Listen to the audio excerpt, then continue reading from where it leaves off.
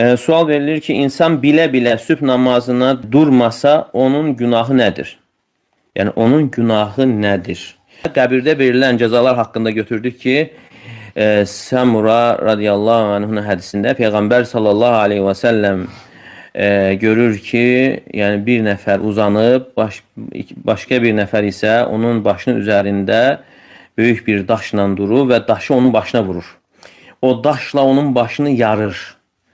Başı yarılandan sonra daş diyirlənir. Və o insan gedir daşı götürməyə və gələndə görür ki, artıq başı onun yenə birləşib. Yenə vurur.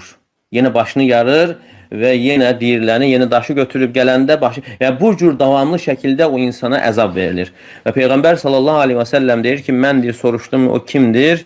Deyir ki, Quranı rədd edən və namaza yatıb qalandır. Namaza yatıb qalandır. Allah qorusun, necə də dəhşətlidir.